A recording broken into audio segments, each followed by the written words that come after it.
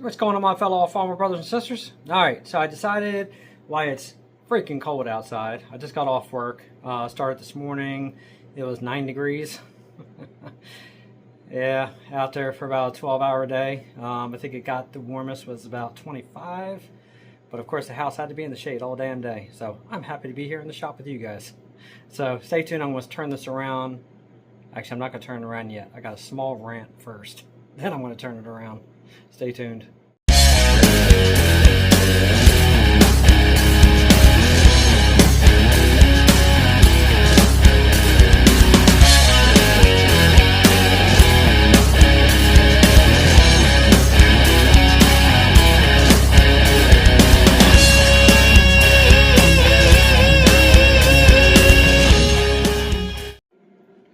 Alright, so I usually try not to do too many rants, but I have to say, I've had a couple comments about that exhaust manifold.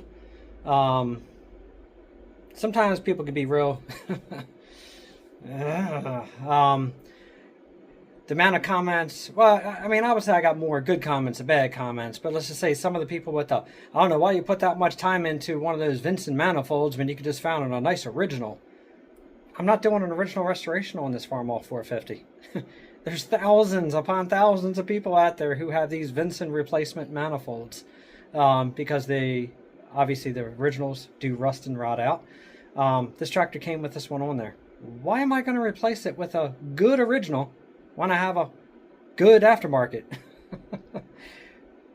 One comment was, you know, put all that work into that and you should have just found a good original. It wasn't that much work. Sandblasted that puppy down and shot it with some Cerakote. Didn't take that much effort. I gotta say, with the amount of people who made the comments over it, if anybody's been watching the video, you know, yeah, the tractor is being done original-ish, but I'm not going down to every nut and bolt like exactly the way Farmall brought it out of the factory. I want to save that for my other tractors, you know, the Farmall 300 row crop. That's going to get done that way, but good Lord, I can't believe how many people with the whole exhaust manifold thing. It is what it is. It's my tractor. Don't really care. Anyway, that's enough of that. But, so let's get back to what we're talking about and what we're going to do today. So today, why it's chilly outside, I'm going to go ahead and put the salt and the vinegar mixture with water into the gas tank for the 450. Let that thing soak for a few days. Then I'll jump back into it and clear it out. But I got to spin this around and show you what I just found out was inside of that tank. Yeah, it's funny. When you start looking in these tanks, some of the things sometimes you find is funny. But this isn't one of the dirtiest tanks. So it'll clean up nice, but that's laying in the bottom of the tank. A spout to an old fuel can. Funny, some of the things you find sometimes. But anyway, let me see if I can get this to stay zoomed in. As you see, this tank isn't awful. Honestly, I think it's what, Pine Sol or whatever I could probably put in here if I wanted to.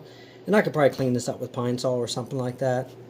But, you know, it's only got like a little bit of rust here and there. So I'm going to go ahead and do the mixture that I did on the 300 gas tank, which just requires just some salt and vinegar.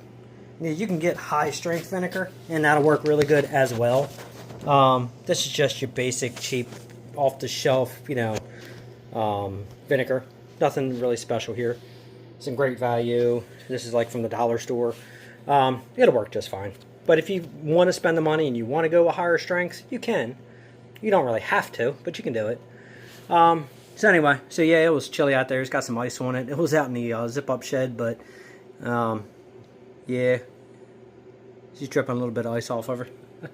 But anyway, we're going to go ahead and fill this thing up and let that soak, and then we're going to head outside, and then we're going to go ahead and stick these hubs on the tractor. But all the parts are all cured and dried, and I'll tell you, as I said in the last video, that spray gun sprayed beautiful. I mean, I couldn't be any happier with how that gun produced. I mean, it came out absolutely perfect. I like it. It's definitely that was definitely a worthwhile investment. I mean, really no grime in it, no anything in the paint. I mean, it came out really nice. So, but anyway, all right, well, let's get back to this. Let's go ahead and basically all I'm going to do right here in this video is just show you how I dump it in and what I'm dumping in. And that's pretty much it. We're going to fill it up with 6-7 gallons of vinegar, and then put some salt in there, and then I'm going to top the rest of it off with water. Put the cap on, let her sit. That's pretty much all there is to it. And after it breaks all that junk up and we clean it all out and make it all look all pretty, I'll throw some coating inside there, probably the POR coating or something. I'll probably put, or the Eastwood coating, whoever I decide to use. I'll put it in there and swish it all around and clean her out.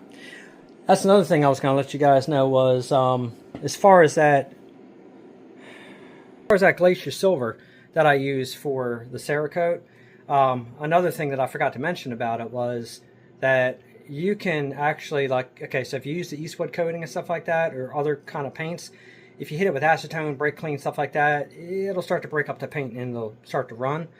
If you shoot the Cerakote with, you know, brake cleaner, acetone, gas, whatever, doesn't take the finish off. It stays perfectly intact. Now, I did have one subscriber, one of my loyal subscribers, he actually did ask me if it comes in black. I'm going to spin this around and show you the black version. Alright, so this is what we used on there. This is the Glacier Silver. Now, this is the first time using the Glacier Silver on a Farmall exhaust manifold. I've used these on automotive exhaust manifolds and all. They've worked fine. But I did use this one on the Super A. So you might be able to go back through some of my old videos and find out when I was doing the Super A, but I did use this on that, and this is the black version. And again, it's been on that Super A, how many years now? And it's just as good as the day I put it on. No issues whatsoever. And again, this is the same thing. You use a 150 mesh strainer on this one. Silver requires a 100 mesh strainer. And then usually I spray this at like 30 psi. Out of one of those Iwata guns, these right here. This, you know, sprays it the best. And like I said, I've done videos on showing how to use that. But anyway, this is the black version right here. So hopefully that helps you out. But anyway, let's jump back on this fuel tank. All right. So first things first, before I go putting any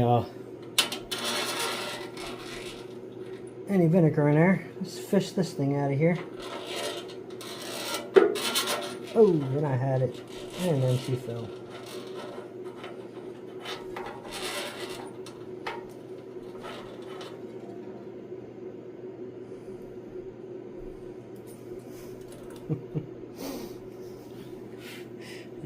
There she is, in all her glory.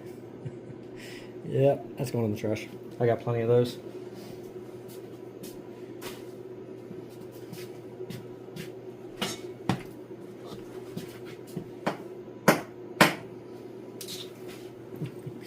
God, I love these things for as cheap as they are. I have had these things for years. Good Lord, they work so good. Anyway, alright, I think that's all that stuff out of there. Yep. Alright, well, let's go ahead and dump in the salt. Again, I don't measure this out, but I do have to take a hammer and break this salt up. I don't really measure this out. I just dump what I feel is good and then fill it up.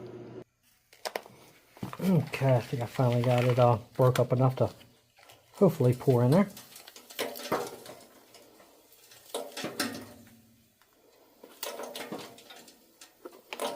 I might go maybe about a quarter of a box.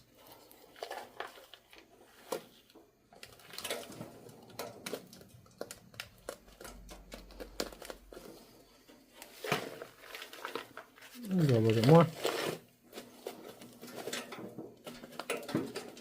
Well, I think that should be more than enough for this one since it's not really awful. Alright. Dump her on in. I gotta make sure it doesn't come out the glass bowl in the bottom. So far so good. I do have it all closed up, but you never know.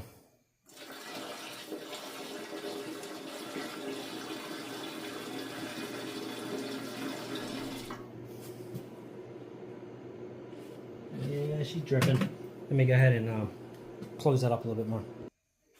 Alright, Christ is averted. I went ahead and just took it out and put a pipe plug in it.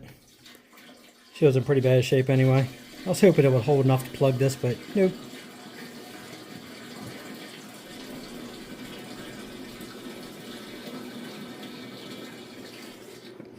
Alright, 6 more gallons to go.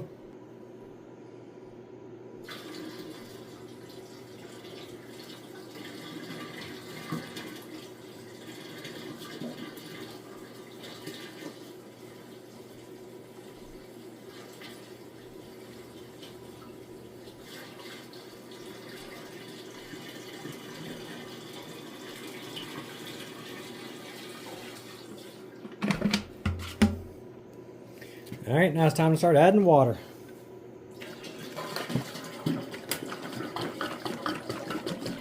Now I'm basically just going to add this and top it off all the way as high as I can get it.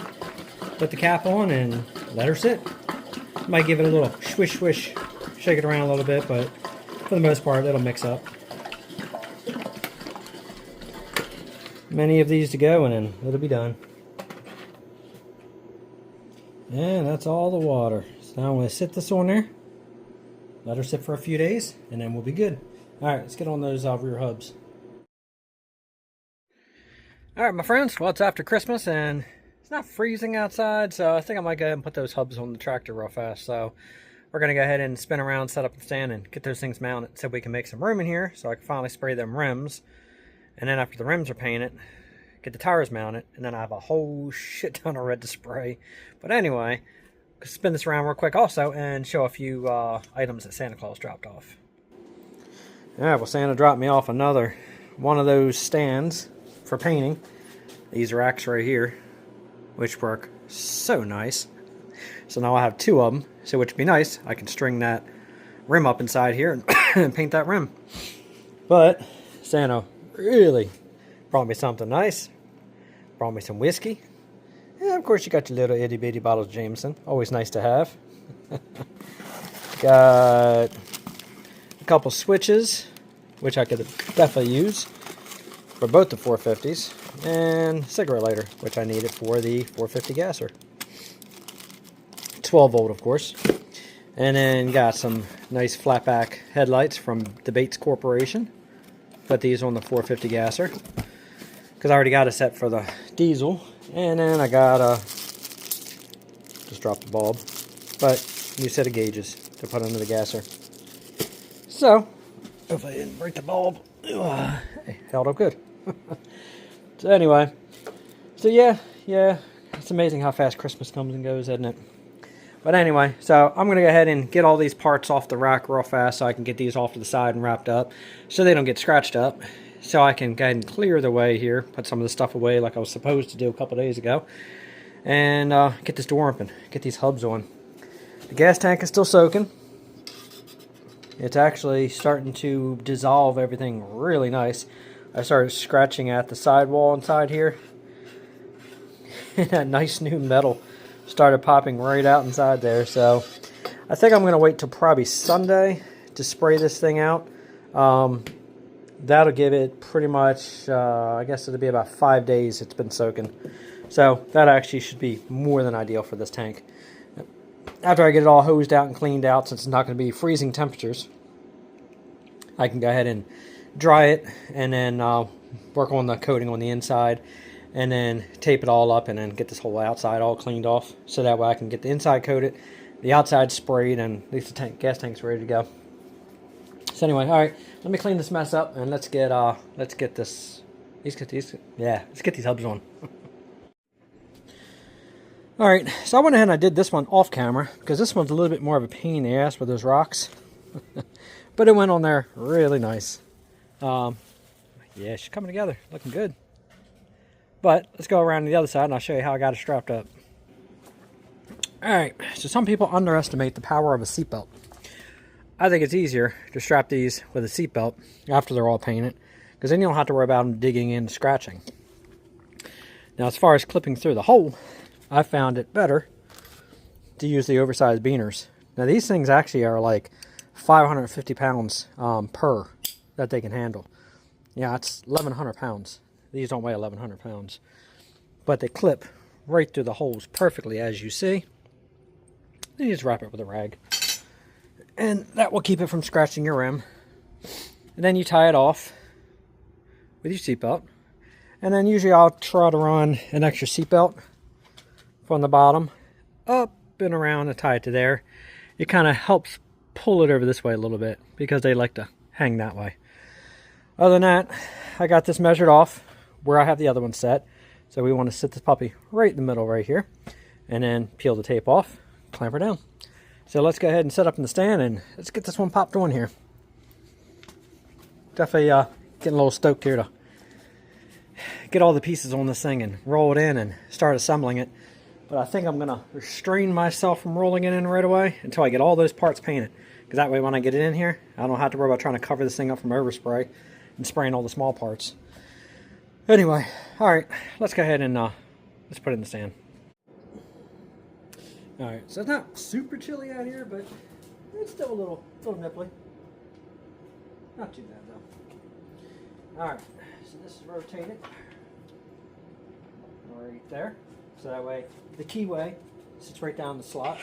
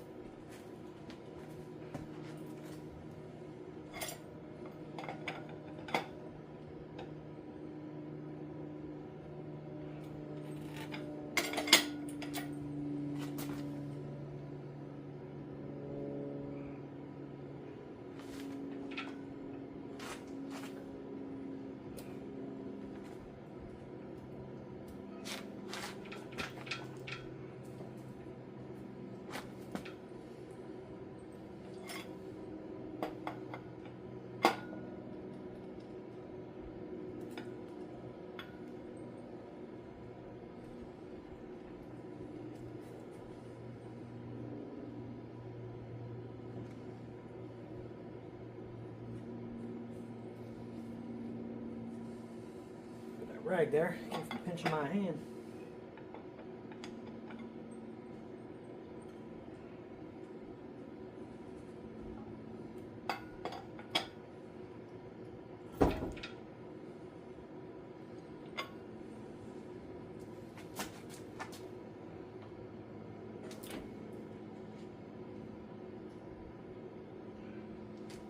All right, looks like she dropped her perfectly in place. Got to take a little pressure off of it. There we go. Now she's sitting flat.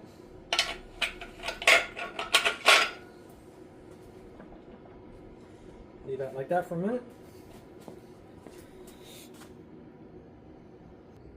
Alright, that fun part, sliding these in. These can be a little bit more of a pain when everything's all painted because it's really slippery. But I think I found a trick when they're all slippery. Let's push them in just a little bit. Keep one side with your thumb. Position those threads. And see if it works again like it did on the other side. Oh my gosh, she is so slippery.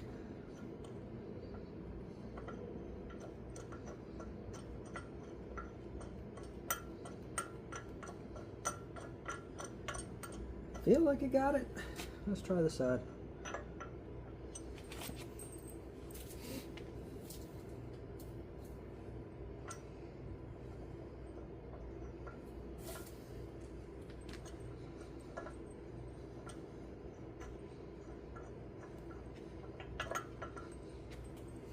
Almost.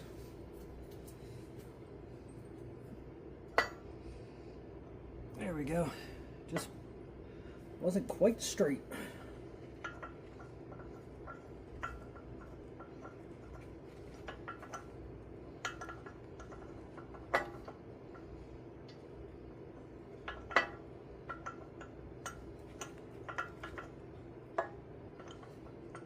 All right, got one.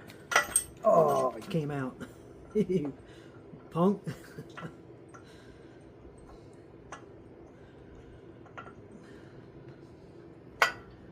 what I get for not turning the threads in just a little more.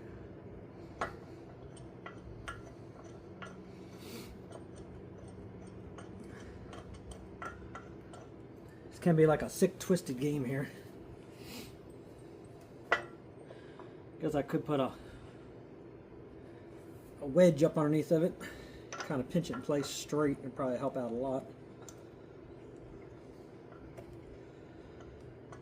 But what fun would the easy way be?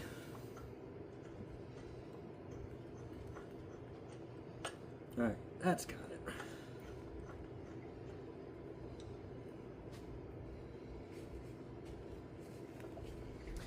Now I know when you guys paint your bolts, you're going to be kind of upset when you start tightening things up and the bolts scratch up, but that's the nature of the beast. There's no way to overcome that. You're always going to scratch these up putting them back on. So always just figure that you're going to be touching up the paint on your bolt heads. It's pretty much inevitable.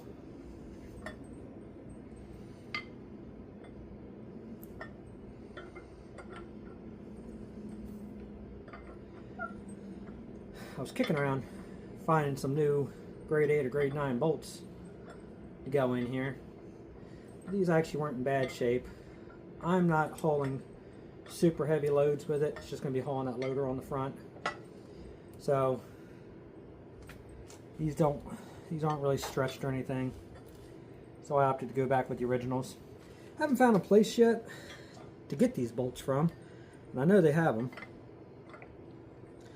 But I guess I just haven't done enough research to locate them.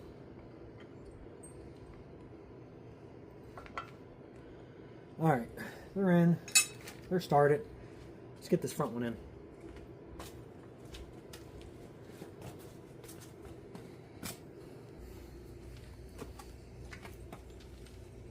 Oh, that's what I was telling you guys. So, you want to make sure you tape up those areas. Try not to get paint all on that.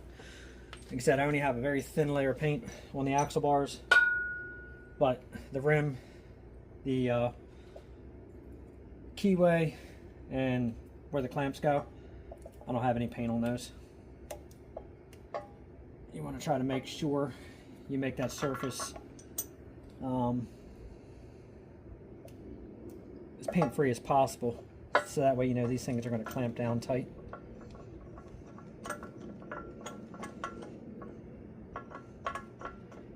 Last thing you want is it coming loose and then your wheel rolling down the hill, or your tractor nailing the ground because your wheel came off.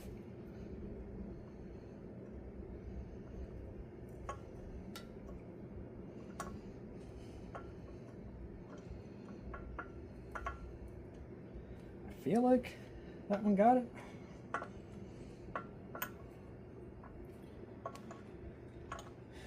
Yep, they both caught. Now I did tap out all the threads, clean out the threads and the bolts, all that good stuff. I got all that cleaned up ahead of time.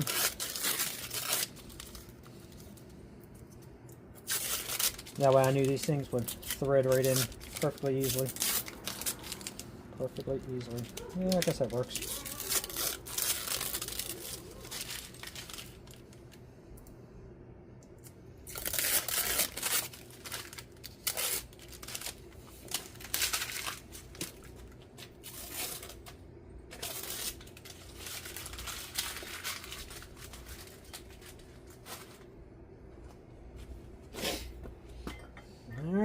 So now it's just tightening them up.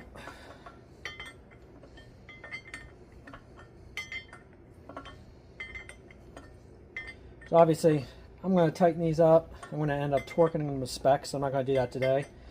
Because what I want to do is I want to put these on, clamp these down, then obviously they're going to sit for a few until I get those rims done. Once I get the tires and the rims and everything on, get them mounted, then I'm going to go ahead and torque them to spec and see if that gave time for, if there's any paint crushing that's going to happen with these axle bars. Let it happen now while it's sitting on here. And then we'll torque them all down.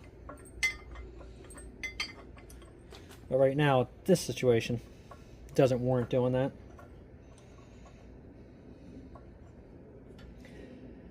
It's a little chilly out here, but I'm kind of lucky that I got to at least get a day that was about 45 versus the past few days. It's been in the teens and 20s.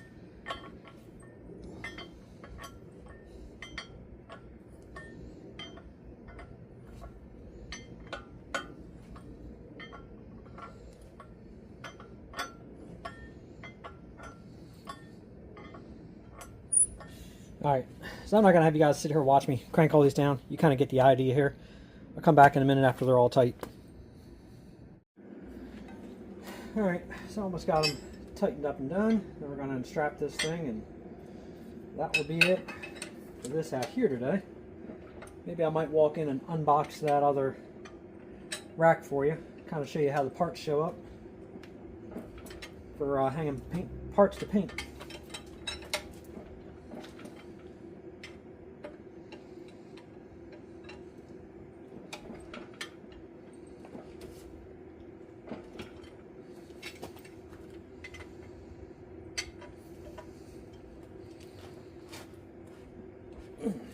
Alright, that should be good for now.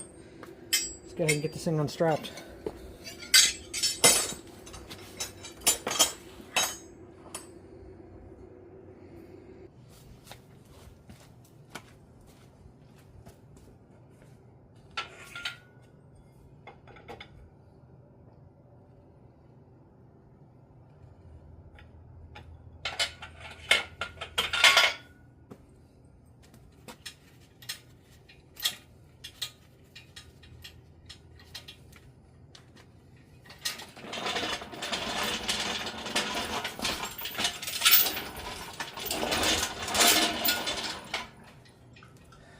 So like I said, if you find yourself a nice old set of seat belts, cut those puppies out, keep a hold of them.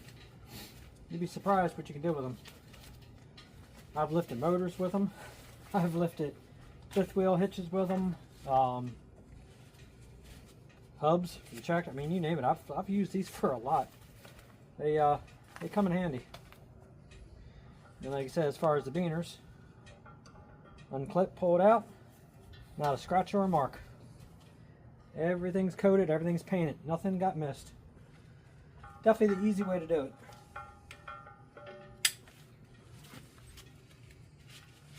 And the good thing about a seatbelt is the fact that they're nylon. So you can tie a really good knot, and as more weight is pressed on it, it'll hold, but it'll never fully tighten itself. So you can always untie it. Kind of makes it ideal for this. And that's it. She's unstrapped. Let's go. Let's get the door closed down, keep the heat in, and let's unbox this other rack. Alright, so let's go ahead and unbox this thing, and I'll show you what's in here and how easy it is to assemble.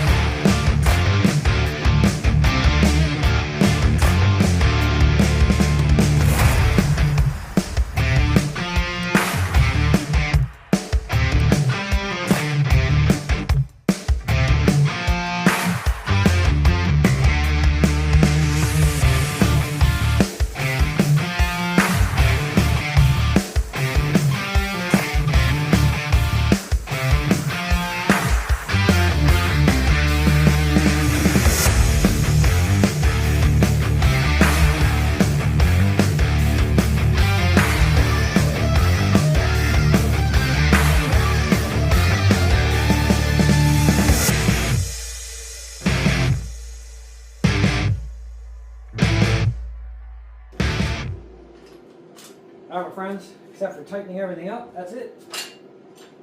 Now it does come with two different hooks. Let me show you these hooks here. You got one hook that's narrow, one hook that's wide. See how wide that is? The wide one is meant to go there, there, or over there, and then the narrows go in that section right there.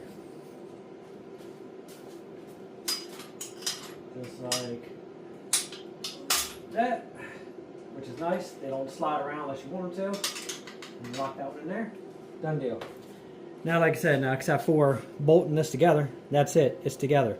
Now let me show you how a rim hung inside one of these. Alright, so here's the other rack. There's the rim hung. And as you see, it holds it like it's nothing. And it gives me plenty of room to go ahead and do my paint work. Done deal. So, like I said, these things, and they're super light. So as far as like moving them around and all, I mean, they're not heavy at all. But yeah, as you see, like I said, I just hold my stuff with wires. And I just usually do like a, you know, a safety. Now these are actually like Cerakote style, powder coat style hooks. So to get a few extra of these, I mean, I have tons of different style hooks.